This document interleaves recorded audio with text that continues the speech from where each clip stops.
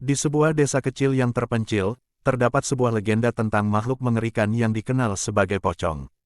Pocong adalah arwah orang yang telah meninggal dunia namun tidak bisa tenang karena masih terikat pada dunia ini. Mereka biasanya dikatakan terperangkap dalam kain kafan putih yang mengikat tubuh mereka, sehingga mereka melompat-lompat seperti hantu yang melayang-layang di malam hari. Suatu malam, seorang pemuda bernama Joko sedang pulang dari bekerja di ladang. Saat melewati pemakaman tua yang terletak di pinggir desa, dia merasa ada sesuatu yang mengintipnya dari kegelapan. Joko merasa takut namun dia terus berjalan dengan langkah cepat. Namun, tiba-tiba dia mendengar suara gemuruh dan langkah kaki yang mendekatinya. Dengan hati berdebar, Joko berbalik dan melihat sesosok pocong yang melayang-layang di hadapannya.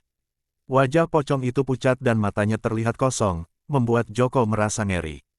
Pocong itu kemudian mulai mendekati Joko dengan langkah yang lambat namun pasti. Joko mencoba melarikan diri namun pocong itu terus mengikutinya dengan gerakan yang mencekam. Akhirnya, Joko terjatuh dan pocong itu mendekatinya dengan perlahan. Joko merasa takut akan nasibnya namun tiba-tiba pocong itu berhenti di depannya.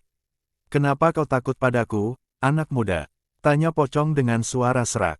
Joko terkejut mendengar pocong berbicara namun dia mencoba menjawab dengan gemetar, "Aku takut padamu karena kau makhluk yang menakutkan."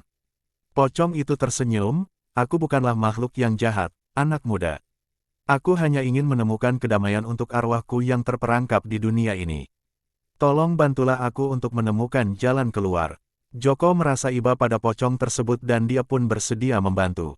Pocong itu kemudian membawa Joko ke sebuah tempat terpencil di hutan yang dipenuhi dengan bunga-bunga yang indah. Di sana, pocong itu memberitahu Joko bahwa dia harus menemukan makamnya yang terlupakan agar arwahnya bisa tenang. Dengan bantuan pocong, Joko berhasil menemukan makam pocong tersebut dan memberikan doa untuk arwahnya.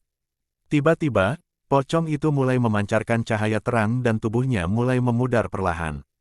Joko melihat pocong itu tersenyum padanya sebelum akhirnya menghilang entah kemana. Sejak saat itu, desa kecil itu tidak pernah lagi dihantui oleh kehadiran pocong yang menakutkan.